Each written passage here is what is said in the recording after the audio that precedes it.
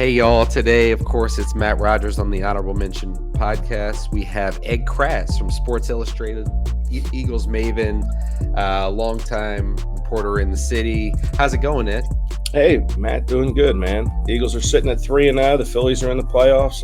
All's right with the world, right? Yeah, absolutely. It's like we were talking about earlier, it's a disappointing 3-0. But Yeah. they have they have the Commanders coming into town who just got totally blitzed. I mean, 37-3. The quarterback looked hapless. Are we looking at something that's akin to that, a total wipeout? I hate to always put that out there and then create that as the expectation, but just I feel, in my opinion, I feel that should be the expectation for the Eagles. It's time to kind of get a little bit of style points, but what are you thinking about this one? Yeah, I think it's going to be an Eagles win, but I'm not sure how easy or how pretty it's going to look. I mean, this is an NFC East game. It's a good test for the Eagles in their first NFC East matchup of the year. So I think that, and the Commanders are coming off a horrible game. I was really surprised to see how badly the Bills beat them. I know the Bills are, a Super Bowl type team, but, the Commanders to lose. And I think that was in Washington too. It was 37-3. I mean, come on. I mean, I don't think the Commanders can play any worse than what they did on Sunday. So I think they're going to come in here looking to show, hey, last week was a fluke. This is an NFC East game. Whatever we do in this game matters more than what happened last week. And they're coming in with confidence. I mean, they came in here last year. Eagles are sitting at 8-0, and they won on Monday Night Football. So, I expect the Commanders to come in here and play a heck of a lot better than they did on Sunday. Will it be good enough? I don't think so, but I think it's going to be a really good test. Are we going to see just a ton of screen game? Because their offensive line is if you look at it, rankings are all subjective and they kind of vary from ranking to ranking. But you look at those and they're qualitative statistics or quantitative statistics. Looking at their pressure rate, which is about, I want to say like 34%. I think 33.7% pressure rate this year. Are they going to get the ball out quickly? How are they going to attack this Eagles defense? How do you keep Jordan Davis and Jalen Carter off of Sam Howell? Well, good luck. I just think this defensive front has been really dominant early. I mean, the sack numbers aren't there. They only have 6 of them, but they've, like you said, they put a lot of pressure on quarterbacks. And after what we saw from Sam Howell last week, 9 sacks he threw 4 interceptions. They're going to have to come up with some kind of scheme to, keep this Eagles pass rush at bay because they're going to be coming. And, I'm not exactly sure what the strategy would be. I would think, run some quick, screens, get some easy completions, and let's see what this Eagles linebacker core can do. Because to me, it's still, that's still kind of a question mark. I know Zach Cunningham's come in and kind of solidified it a bit. They're still missing Nakobe Dean. But I think that would be the play. And then, they're going to attack the slot. I mean, the Eagles are handicapped in the slot. They lost, obviously, Maddox and McPherson, and now Sidney Brown, a guy that was probably going to be the answer in the slot. We saw him take some reps there Monday night in Tampa. Now he's out for the game with a hamstring injury. So, who they playing in the slot? It's probably going to be Bradberry with Joe outside, but Bradberry's a tall guy who might have trouble with shifty guys in the slot. So that's a concern. And that's probably what I think the Commanders will do is attack that, that slot area and maybe, like you said, get some screen passes out quick. Yeah, that's a concern of mine. I'm not hearing the concern from others as well, but I totally agree with you, Ed, on that. I mean, I don't think that Bradberry is quick twitch fast enough really to keep up with some of these really, these, and then a lot of teams scheme up things to get their best receivers. You may have a Justin Jefferson or a Jamar Chase line up on the outside, but by the time the ball snapped, he's in the slot, and Bradberry is matched up with him. So I don't love it, but maybe Bradberry proves us wrong. So we'll see. Yeah, we'll see. Listen, I talked to Keely Ringo in the locker room this week, and he said he's getting cross trained at safety. So maybe if Justin Evans can't go, maybe Justin Evans, if he can go, he's listed as questionable. He's played close to the line. He's played some Mhm. slot reps. Maybe he's going to get there if he can play. And then they bring in Keely Ringo to be a safety, or maybe even Keely Ringo gets some time in the slot. But again, he's a tall guy, not quick Yep. twitch.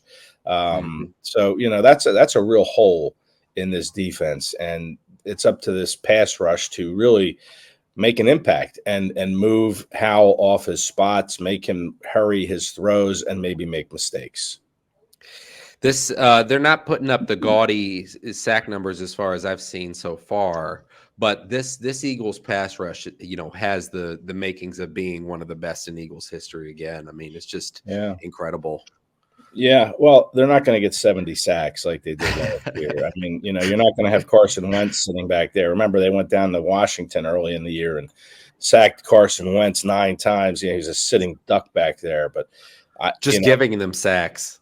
yeah, just rolling, falling down before, as soon as he felt their breath. So I don't think they'll get 9 against Howell.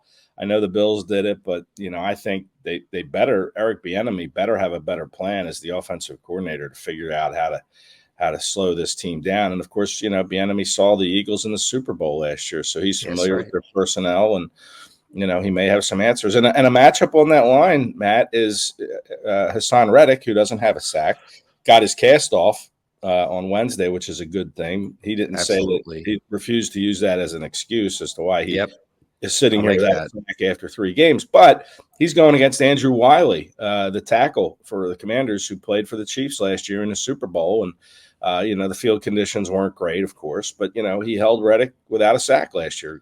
One-on-one matchups with Wiley and Reddick, and Wiley won. So, I think Reddick is preparing with that in mind this week, if I had to guess. no, I hope so. He should be. I mean, certainly motivation. Yes. I think he'll have a sack, at least one. Yes. I That's my agree. bold prediction here. That one of the best players in all of football is going to have a sack by week 4. Yeah, All right, all right. absolutely. Yeah, I can say Yeah, that every week, right?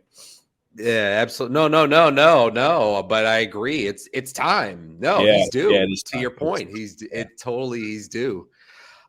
So you think you hate to see a guy lose playing time or losing their spot based on injury.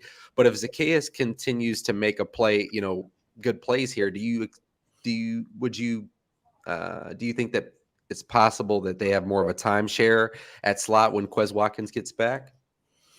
Well, yeah, it's possible. I'm a little surprised. The Eagles are being real cautious with Quez and the hamstring, and I expect them to probably be the same way with Sidney Brown. So, I talked to Sidney after the game on Monday, and he said, he could have gone back in, but the Eagles don't want a 1-week injury to become a 4-week injury, and that's the nature of hamstrings. So they're taking it slow with Watkins because they feel like they have confidence in Zacchaeus to go out there and make plays. And he made 2 big ones, obviously, on the one Yes. drive that the Eagles scored on. So, he's capable. There's no doubt that he can do it. And we'll just see how that role progresses. It would be nice to see the Eagles develop, a third receiver to kind of take some of the, maybe some of the eyes off of Devontae Smith and AJ Brown and Dallas Goedert Absolutely. even. So, Zacchaeus has the opportunity, and he did pretty well with it Monday. Let's see if he can continue with that on Sunday. We're not in the age of a Jason Avant. In today's NFL, a Jason Avant is a tight end, but in that mold, a bit faster. I mean, even we saw Greg Ward a couple of years ago. You don't have to have that breathtaking speed that Quez obviously possesses to be effective in the slot. It doesn't mean that you should throw away that speed. I mean, when Quez gets back, I do think that he opens things up for this team, especially stretching the field. So I would hope that they would do more 3 wide receiver slots, switching them in and out, and then potentially every now and then going 4 wide.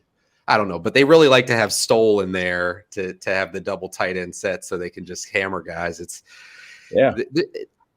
we're not even clicking on the birds are not even clicking on all cylinders yet, and they're still imposing their will on guys running for 200 yards a week. It's crazy. Yeah, I mean, it's weird to say that because all right, they're not clicking on all cylinders offensively, yet they have 475 yards of total offense in Tampa. They had 430 against the Vikings. I mean, they're still over 400 yards of total offense. I mean, that's just weird to say. Yeah, and I agree, they're not clicking on all cylinders on offense, but they're still piling up the numbers. So, it's just a weird thing that they're doing that. To me, Matt, and I've talked about this with some of the guys, it almost looks like the Eagles aren't really even trying that hard yet. It's almost like they're just so good that they just go out there and they just do what they do and they get a win. I mean, it's so strange to see. Now, obviously, the schedule is going to get tougher and they're going to have to, oh yeah, figure this thing out. But right now they're just taking care of business. Oh, they just got to finish this stretch here. You got to get 6-0. That's the you got to at least start with the 6. I think you got a couple of teams lined up after the Rams. You have the Rams coming in or going out to LA next week. That the Rams have shown to be a little bit better than they were last year. And then you have the New York Jets up in New York, obviously trying to figure out that whole quarterback thing without Rodgers. So you're right. These, they should, if they beat the Washington, that it'll be a tough game on the road in LA. And then you have the Jets. So I think it's the Jets. I'm pretty sure it's the Jets. That's right. Yeah. So that's if you're thinking, okay, 6-0, yeah, they could be 3 wins before then things toughen up a little bit. But again, like you said, there's no guarantees in the NFL that you're going to win a game. LA's a long way to go to play a football game. It's hard for those East Coast teams to go west and play. So all they can do right now is beat the Commanders on Sunday. Absolutely. Well, do you expect to see DeAndre Swift as part of that? Do you expect to see DeAndre Swift, not Taylor Swift, continue to dominate the NFL this week? Man, all that pub that she's getting and the Jets are getting, she's going to be at the gosh. game Sunday night when the Chiefs are there. I mean, They're printing money. Yeah. Whoever their publicist is. Yeah, absolutely. Yeah. Taylor Swift's not running the ball. Taylor Swift's not second in the league right now in running yards like DeAndre Swift is. It's crazy. It is crazy. And he's done that basically in 2 games because remember the opener in the Wings. That's right. He had like 1 carry for 2 yards. So, he's gotten 308 yards basically in 2 games. I don't think he'll overtake Christian McCaffrey if McCaffrey can stay healthy. And of course, Swift has to stay healthy as well. McCaffrey's got 353 yards to lead the league, but Swift is leading the league in yards per carry, which is crazy. He's getting like over 6 yards per carry. And he's playing for a contract, right? I mean, seeing running backs, we saw Miles Sanders last year in a contract year come out and pop for 1,200 plus yards and 11 touchdowns. So, Swift is looking out for, the business side of things, and he's going to do the best he can to stay healthy, to take the treatment he needs to each week to keep his body right so he can answer the call for 17 games. And if he can do it, he'll definitely have a 1,200 yard season, in my opinion. Oh yeah, absolutely. Yeah. Because he's the guy with the hot hand, and the Eagles say we're going to go with the hot hand, and he's had it these last 2 weeks. But this defensive front against the Commanders, this defensive front's got like 4 first-round draft picks on it, right? Absolutely. You could probably name Deron Payne and Jonathan Allen and Montez Sweat, Chase Young. I mean, this is a really good players. Yes. Yeah. And so this might be a little bit more of a challenge to run the football inside. So Boston Scott will be back. We'll see what he can do. He might mix in a little bit at that spot. But, yeah, I certainly love the way DeAndre Swift has come on and played the way he has these last couple weeks. Agreed. Let's go through some of the game betting lines for this week. Right off the top, the Eagles are 8-point favorites at home in Philly. 8.5-point favorites. What are you thinking on that one? Yeah, it's a little rich for me. I think the Eagles will win, and I'm thinking like 23-16. So I think they get maybe close to covering, but I'm not sure they'll fully get there. I mean, they could, But these NFC East games matter. It's just so tricky. And That's right. like I said, Washington came in and beat them here last year when they were 8-0, and now the Commanders are coming in and the Eagles are 3-0, and they're probably thinking, why not? Why not us? Why can't we be the first team to beat them? We were last year.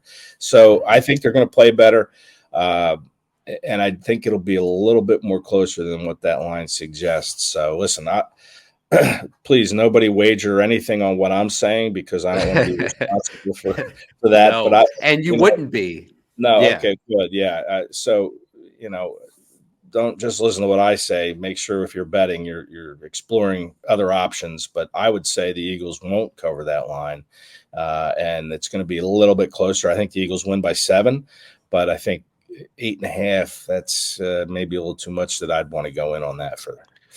Yeah, I mean, that's one of those that, I go to the stadium expecting to see it, but do I put my money on it? No, because the Eagles win 31-23, you lose on that one. Right. That's right. And that's a lot of points. I don't know what the over under is, but I'm thinking a lower scoring type game, to be honest. Okay. 24-20, something like that. Yeah, like I said, I think like 23-16. What's that? 39 points. I mean, so yeah, that's kind of what I'm thinking, like a 23-16 type game. But again, I picked Tampa. I picked the Eagles 24-20 to win. So I was a little off there, but that I think the Eagles covered in Tampa. Yeah, it was a 14-point win. I think it was a 5-point line. So the Eagles did cover in Tampa. I don't think they covered against Minnesota, but they won 34-28, so they won by 6. I think the line might have been a little bigger. Yes. So that's why I'm not a big gambling man, Matt. It's just you sometimes I overthink because you can win and lose. Yeah, exactly. Yeah. But again, I think the game will be a little bit closer just based on some of the things I said earlier. The Commanders coming in motivated to knock off the Eagles. They won here last year. They're thinking we're not as bad as we showed last week. We're going to play better. We know this team. We play them twice a year forever. Right. And I think it's going to be a bit of a closer game than maybe the people in Vegas think by setting that line. Yeah, absolutely. Dolphins, who dropped 70 last week, are underdogs going to Buffalo. What do you think about this game? Just maybe not the line, but just the game. Yeah, and I didn't see the game because I was in, I don't know why I didn't see the game, but I didn't watch the game. And I saw the score and I went into the box. And then I learned like the next day they could have kicked a field goal to make it 73. Right. That's just amazing to me that you could do that in the NFL.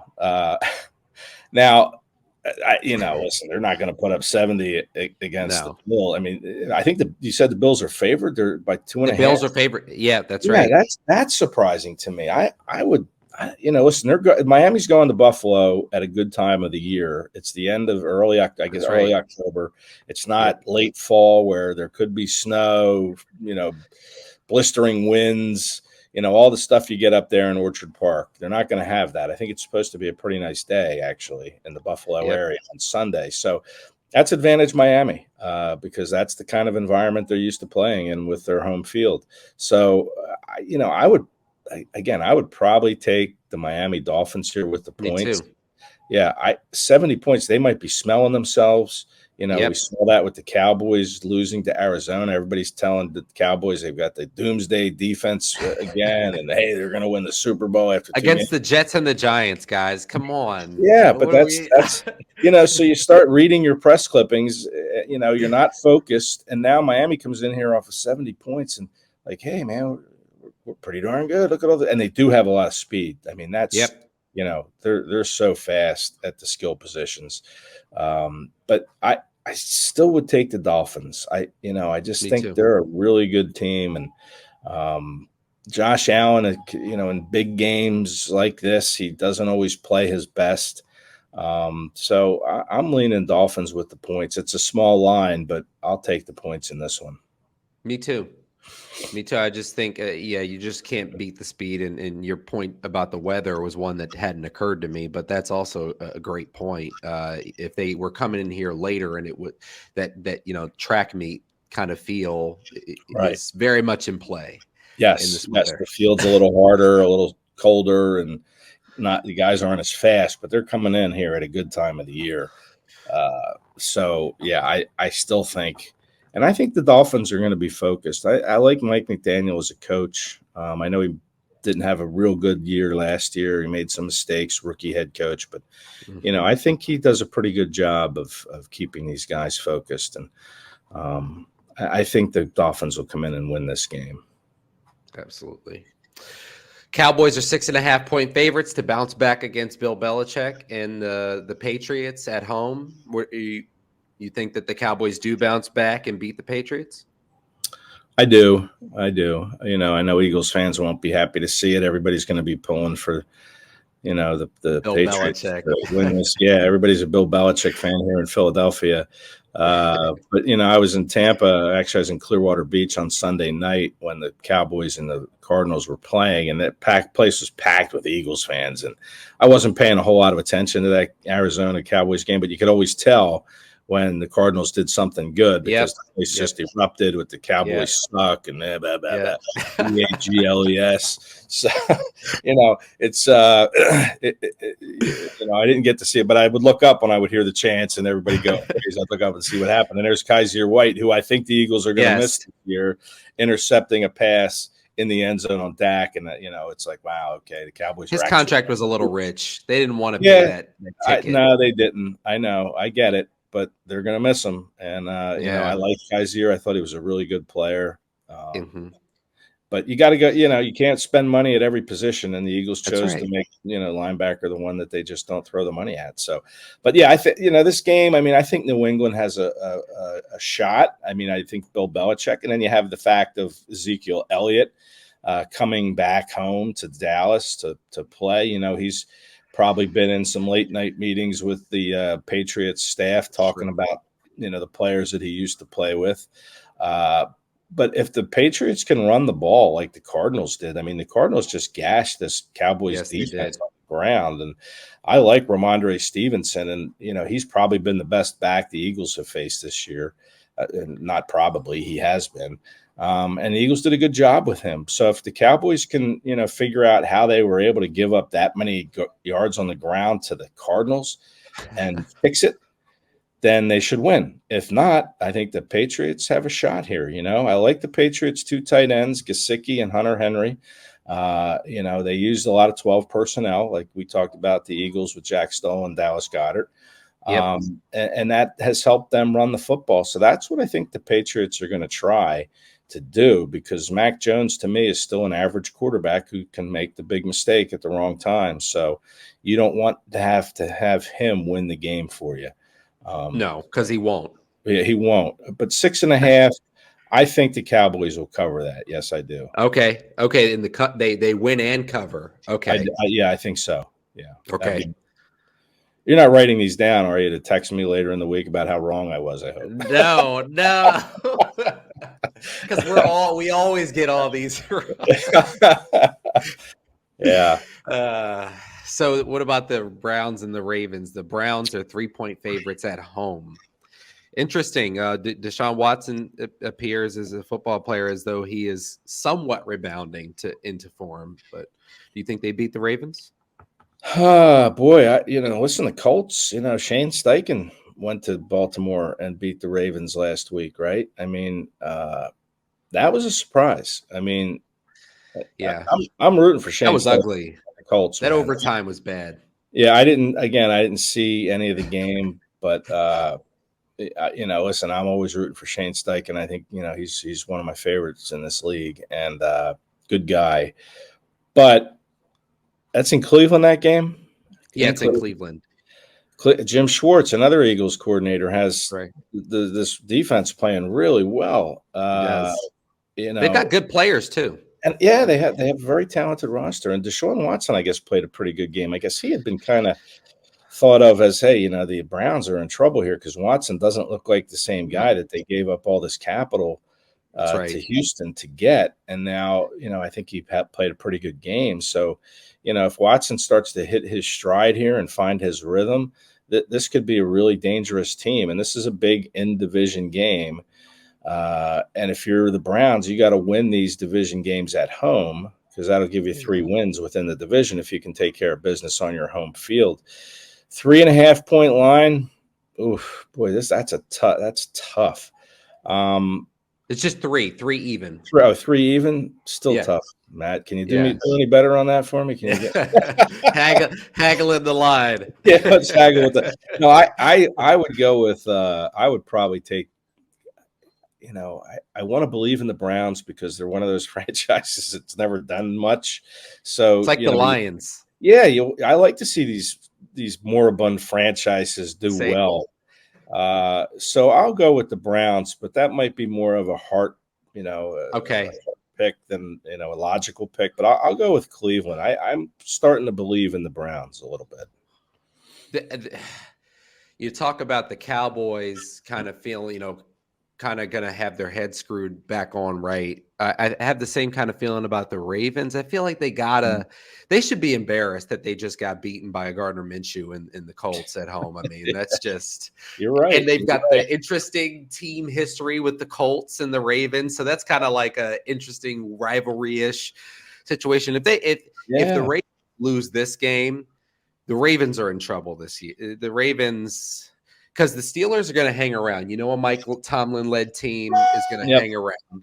And you know that the Bengals at some point, Burrow and the Bengals are going to, they're going to storm ahead at some point. So the Ravens, any of these teams, they can't, that is a 4-horse race for that division.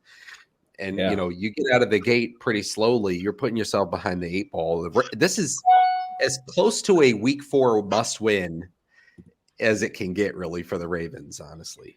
Yeah, so you're going Ravens. I mean, I could see them rebounding here. I thought last year, I know they lost Lamar Jackson for a while there, but I thought maybe Harbaugh could have been in some trouble. I know he's an institution in Baltimore, but I thought, maybe there was an outside shot that, Harbaugh didn't come back.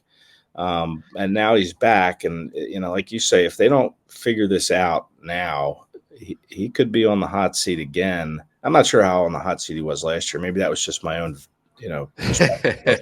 but he could be on the hot seat. Like you said, if they lose this game in a division that's kind of wide open, he could be in trouble. So I could see the Ravens being real motivated to win this game. But, again, the Browns are at home in the dog pound, and I'm starting to believe in the Brownies. It would be fun. I mean, and I would throw the Commanders into that, with all respect, moribund franchise group, the Lions, the Browns, the Commanders, guys who haven't been to a conference championship in this millennium, but you kind of got to put the Cowboys in there too. How do you feel about the Cowboys? You got to call them. I wouldn't say they're moribund. If that's they're a step above moribund.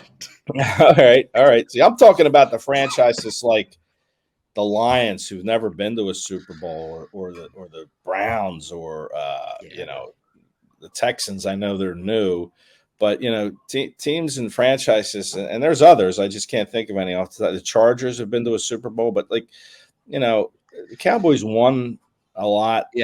Last century, a century ago, and so did the Commanders when they were the Redskins.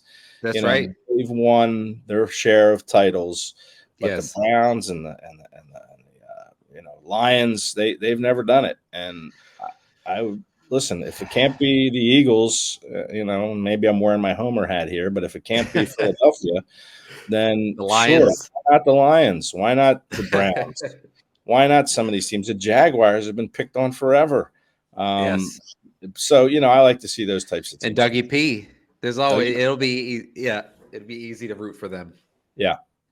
But all right. I'm going Browns. You're going Ravens. So right, it sounds like I feel like Ravens because it's a must win. Again, this is a kind of it's a heart-ish pick because it's just like the Ravens are in trouble, and I don't root against the Ravens, local-ish team to where I'm at. So just good from that perspective. But do the Chiefs beat the Jets by more than the 8.5? Yes, I think they do. I mean, the Jets can't do it with defense alone, and their defense is Super Bowl caliber. I love this defense. It's really a shame what happened with Aaron Rodgers. You know, it would have been that's a franchise. I know they won the Super Bowl in '69 with Joe Namath, but boy, they've really stunk for the last forever. And kind of a franchise I'd like to see do well.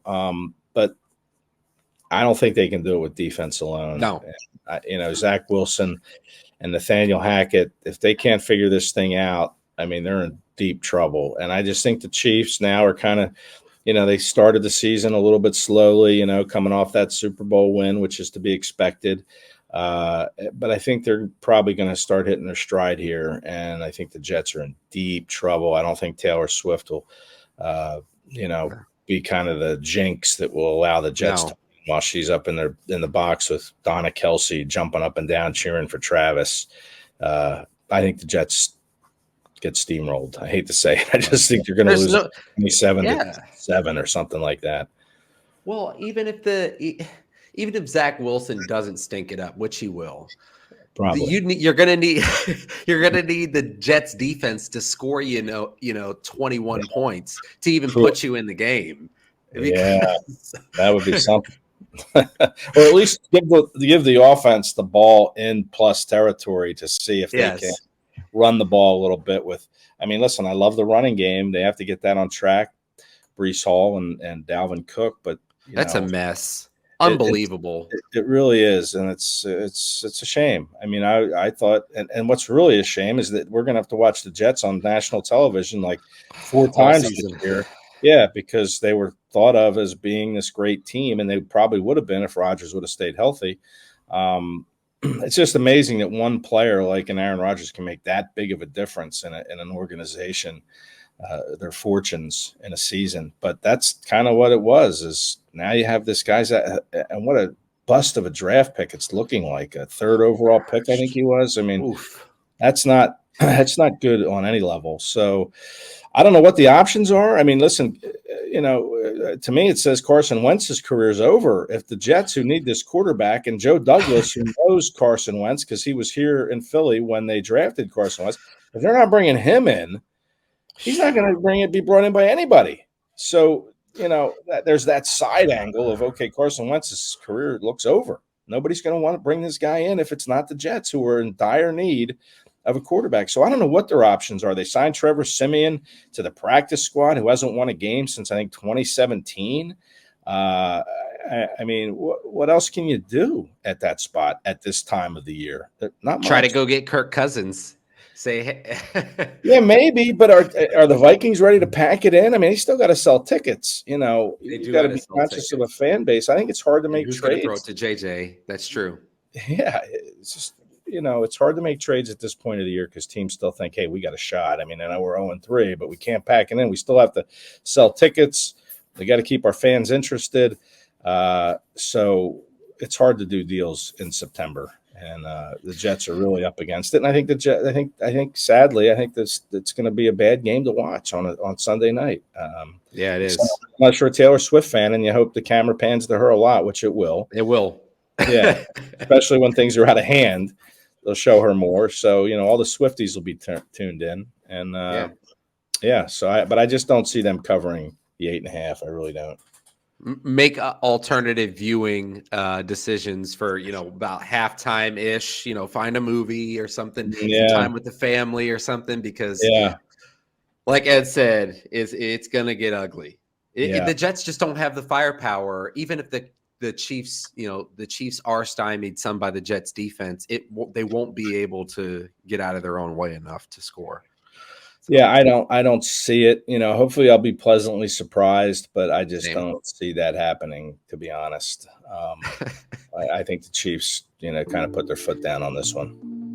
Yeah, they're riding a wave. Momentum is important in football. Build momentum, and they can still say, "Hey, we just hung 30 on this great defense." They may hang 30 because the Jets' offense can't keep the ball for more than 3 downs at a time. But hey, it's the NFL. Right, exactly. Well, Ed, thank you so much for making time, as always, to come on. What can we look forward to from you? I'm sure you'll probably have something, in the lead up to the game and after the game. I'll be at the game, obviously Sunday, and I'll probably come out with 5 things that I'll be watching during the game. I'll probably have that today with my prediction, which I kind of gave away here. 23-16 Philadelphia, I think, wins this game. I'll have something on that, and just a couple other stories today to get you ready for Sunday's game, and then coming out of it, there'll be all sorts of stuff. Obviously the game story and a column, and it's right in the thick of it here, Matt. It's Absolutely. Plenty of stuff to write about. Absolutely. Well, thank you so much for making time in the middle of that. See you soon, Ed. Hey, thanks, Matt. Appreciate it.